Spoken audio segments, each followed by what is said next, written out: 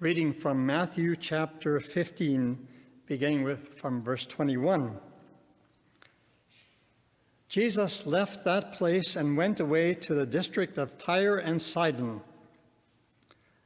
Just then, a Canaanite woman from that region came out and started shouting, "Have mercy on me, Lord, Son of David. My daughter is tormented by a demon." But he did not answer her at all. And his disciples came and urged him, saying, "Send her away, for she keeps shouting after us." He answered, "I was sent only to the lost sheep of the house of Israel." But she came and knelt before him, saying, "Lord, help me." He answered, "It is not fair to take the children's food and throw it to the dogs." She said, "Yes, Lord, yet even the dogs eat the crumbs that fall from their master's table." Then Jesus answered her, "Woman, great is your faith. Let it be done for you as you wish." And her daughter was healed instantly. Pastor Will.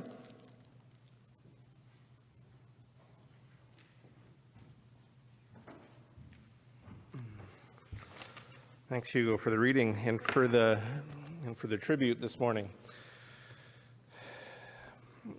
So this is an interesting story, one that you maybe haven't heard very often, and one that comes with some complexity. So this morning I chose it because of the Mother's Day connection, but I wanted to acknowledge the difficulty of the text like this. We are much more accustomed to a Jesus who throws open his arms in welcoming love for everybody. We're much more accustomed to a Jesus who speaks kindly to the stranger, to the immigrant, to the marginalized, and he has harsh words for people in authority, especially religious authority. But here we have a different picture, at least on the surface. Now, there will be some people who say, "Hey, hold on, this is Scripture, and if there are parts that you don't like, well, that's because you are picking and choosing." And it's an accusation that sometimes we have to get used to. If there are people who disagree with you with your interpretation of the Bible, they will say, "Well, you're picking and choosing, you're picking the parts that you like, and you're throwing out the parts that you don't like." Now, if we're going to read this story at its face value, which is sort of what the accusers, the people who say, "Oh, you're picking and choosing, you've got to take it all." Well, what they really mean is you need to take it at face value. And if we're going to do that, we have a couple of options. We might have to sort of read this and say, well, it seems like some people are just outside of God's plan, and we have to get comfortable with that. If Jesus is going to talk this way, then maybe that's just the overarching theme of the whole Bible. And now other people will say, okay, well, Jesus was in this moment talking about the old covenant because the new one hadn't yet been realized, and so it wasn't quite her time yet, but her time would come. And others will say, well, yeah, in this particular moment, for this particular woman, she was on the outs, but Jesus' plan was still for the whole world. Now, all of us are guilty of this picking and choosing. We as Mennonites are a peace church, and so we pick and choose peace texts from the New Testament, and those who agree with us will pick and choose war texts from the Old Testament.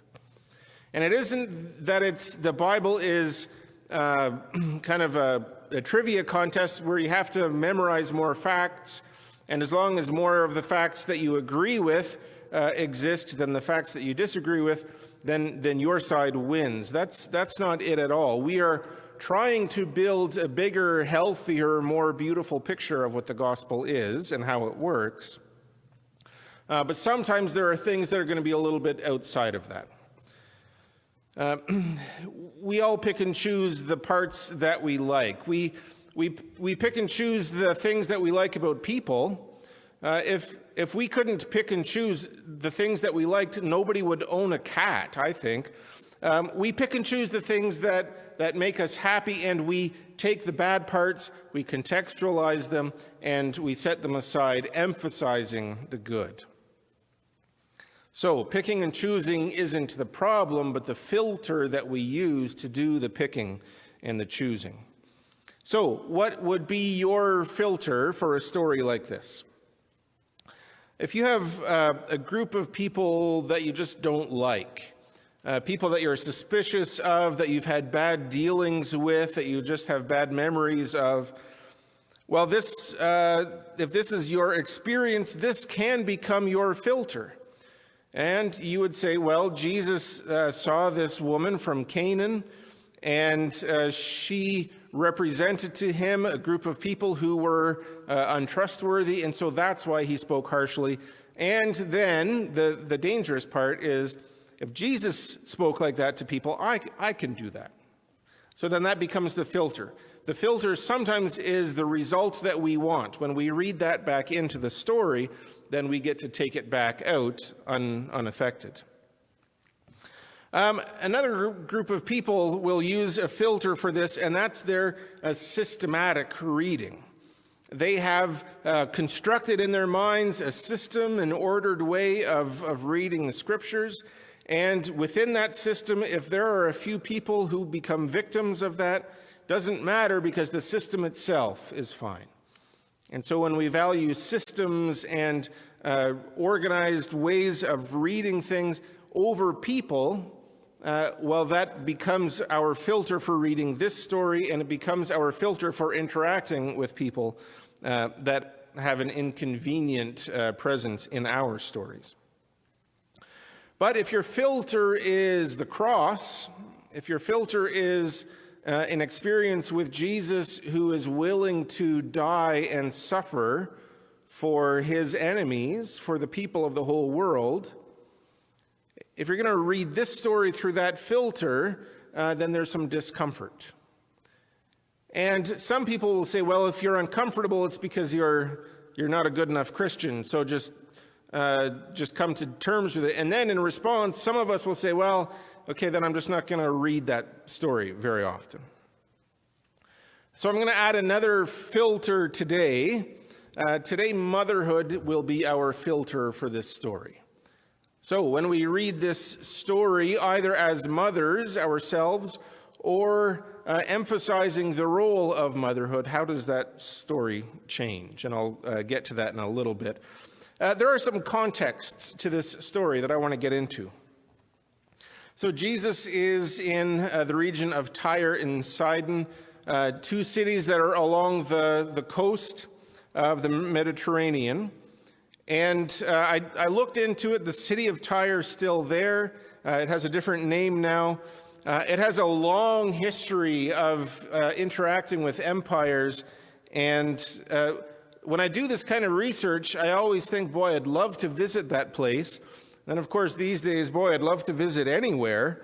But Tyre is a really interesting city. Some historians argue that it's maybe the longest established city on earth. So this isn't just a small town. This is a place of great significance. But Jesus and his followers went to Tyre and Sidon. This is in present-day Lebanon. It wasn't in ancient Israel either. This is outside of Jewish territories, outside of the Promised Land. So everybody around them was Canaanite. There might have been a few Jews who had traveled there, who were doing business there, who were working as servants there, but this wasn't a Jewish community. Jesus went to this Canaanite area knowing that he was going to interact with Canaanites, knowing that he was going to teach Canaanites, knowing that he had gone there to serve Canaanites. Why was he there? He was there to help these people. So this interaction seems to be counter to his whole reason for going there. Jesus didn't go there so that he could tell people off. Jesus went there to help them. And if we look in the preceding story, we've had a great time doing our Bible studies recently and contextualizing stories by comparing them between Gospels. This story is only in Matthew and in Mark, but one of the things that we've been doing is sort of asking ourselves, mostly in speculation, but why did the writers put these stories together? Why are these stories in this sequence? Sometimes the sequence, we can reason that this is the actual sequence of these stories, but piecing stories together seems to add to the meanings of them. So the previous story in Matthew chapter 15 is Jesus and his followers being chastised for not washing their hands properly. And there are rules around that because the Jews had an understanding about pure and impure eating. And if you washed your hands properly, the ceremonial way, then you were eating purely, and then you were sort of existing purely. But Jesus' main point there is that what goes in the body doesn't contaminate you, but what comes out of the body. And so, what has contaminated this woman? She comes to Jesus as a Canaanite woman. Some of our translations will say she is the Syro-Phoenician woman from Syria and Phoenicia, which is where these cities are, Tyre and Sidon. The only thing that's wrong with her is the culture that she's from, in the eyes of Jesus' followers. There's nothing wrong with her. Nothing has contaminated her. And the words that come out of her mouth reveal her care and compassion for her child. So if we're going to use the previous story to influence this story, then Jesus' words seem to be at odds as well. And what happens next? Jesus moves on from there. He's along the shore of the Galilean Sea, but as he's traveling, he's healing people.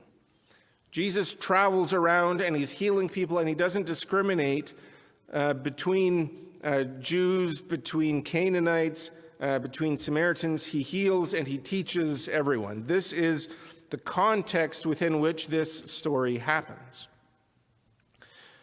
But we can also use our own memories to think of other times Jesus interacts with people outside of the Jewish religion. Now, there's a time a Roman centurion comes to Jesus and he's concerned about his servant. And the centurion says, listen, I understand authority. I'm a military leader myself. You don't have to come with me. Just say the word. And Jesus says, your servant is healed. Jesus doesn't say, hey, you don't belong to us, to the people of Israel. In fact, you're oppressing the people of Israel. You're the very symbol of contamination of this land. He didn't say any of that. He simply healed him. And of course, Jesus' interaction with the woman from Samaria. The Samaritan woman is from a group of people who are often opposed to the Jews. Her lifestyle, her culture is different from his. Certainly his followers wouldn't have trusted the Samaritan woman. And then on top of that, there's her standing in her own society because of the relationships that she's been in. But Jesus receives her, compliments her, teaches her, offers hope for her. So it isn't that Jesus' blessings are limited to the people of Israel. And then there's our own connection here. We aren't rooted to the people of Israel, and yet we believe that Jesus' teachings are for us and for all of our neighbors. So what do we do with this? And it isn't like Jesus invented this love for people outside of Israel either. There are Old Testament parallels to this. When we look at this story, it seems to connect a little bit with the story of Solomon in the Old Testament. Two women come to Solomon with a child. They're both prostitutes. They have a child with them. They're both sleeping in the same bed. And they wake up in the morning. One child is alive and one child is dead. So they both argue to King Solomon, this living child is mine, but she says that the living child is hers, the dead child is hers. And what does Solomon do? Well, it seems as though it's a story of King Solomon's wisdom. He says, we're going to cut the baby in half. And one of the mothers says, yeah, I guess you're the king, that's what we do. And the other one says, no, she can keep the baby, that's fine. Don't kill the baby.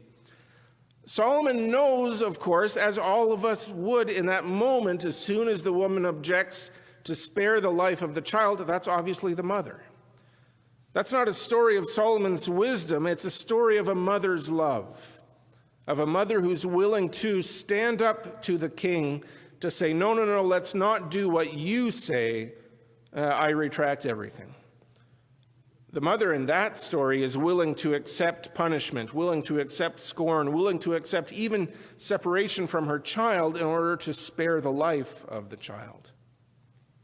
So now we find ourselves in a story with a similar woman. A woman who is willing to accept hardship on herself, willing to accept scorn and embarrassment and stepping outside of what she is familiar with in order to get help for her child. When motherhood is our filter for reading this story, then we see the beauty of what this woman is willing to do. She's home, presumably. She's in her home community. She didn't need to go to Jesus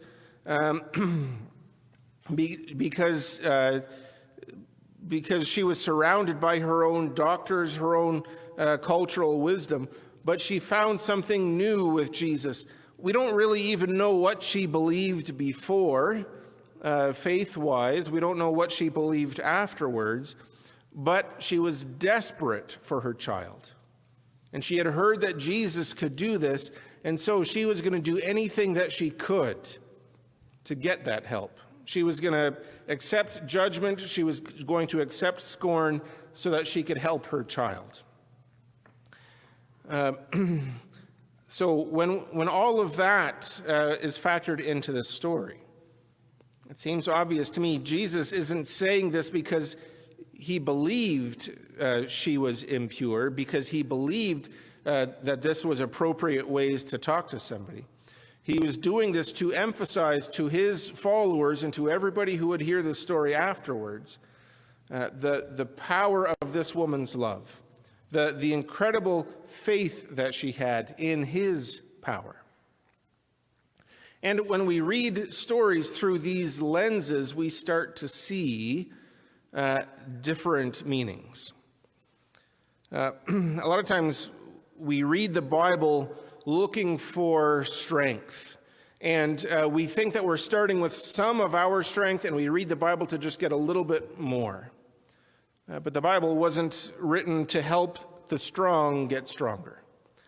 Instead, it was written to those who are willing to acknowledge that they are weak, so that the curtain can be pulled back and the inadequacy of human weakness can be revealed.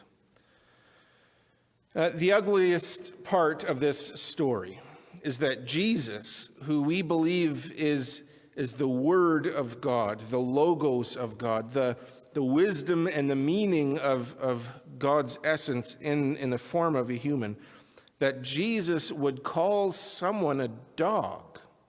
He doesn't directly call her that, but he says it's not right to take the food that belongs to the children, and everyone would hear this as the children are the Jews, the children of God, and give it to the dogs, which is the people represented by this woman. Now, for some of us, we'd say, well, he still healed her, so what's the big deal? But reading this story through our human weakness, I think, empowers us to get a deeper meaning. So I want to encourage you to put yourself into her shoes. What is the most hurtful label that someone could give you. Now, this woman is coming to Jesus. Jesus is there as a traveler. She could go to, like I was saying before, she could go to any of those doctors in her community, and they would speak kindly to her. They wouldn't insult her culturally. But she's willing to talk to somebody who might speak ill of her in order to get the help that she needs. I grew up as an immigrant, as the children of immigrants. And sometimes in school, people like me were subjected to insults. Those insults don't matter much anymore. But there are a whole bunch of people in our world who would happily label someone like me as a deadbeat. I've heard that word a few times, and it stings. I put a fair bit of work into my kids. I put a fair bit of work into maintaining relationships to make it easier for them. And so when I've heard that word, it has power. Power that I give it, but it has power over me. Now, I suspect some of you could come up with that word pretty quickly, the label that would hurt the most. But this woman is willing to enter into a situation where this is a possibility, and she's still going to go there regardless of those words and those labels. When we read this story in particular, but the whole Bible in general, we sometimes need to look through the eyes of the weak people in the story. And sometimes our strength, our wealth, our health, our stability get in the way of us doing that. But in this particular story, we get to see the deeper meaning of what we are supposed to do. In the end, Jesus compliments her faith as a way of telling his followers, hey, this is what you're striving towards. You want to impress me with your faith? Follow this woman's example. What did this woman believe before or after? We don't really know, but it doesn't really matter. What matters is that she believed in Jesus. But more than that, in this particular story, we see what mattered is that she loved her child. She was willing to step into culturally unfamiliar places. She was willing to step into potentially insulting and difficult places in order to get the help that her child needed. This is the kind of love that Jesus celebrates. She sort of believed in Jesus, but she mostly believed in her child. This is the love that Jesus has for us. Jesus stepped into a culturally unfamiliar and unwelcoming world in order to save us. And this is the love that we too are encouraged to have for each other. So this is my prayer, that we will look at this woman, see the difficulty that she was willing to step into for the love of her child. This is the love that God has for us, and this is the love we are invited to have for others. Amen.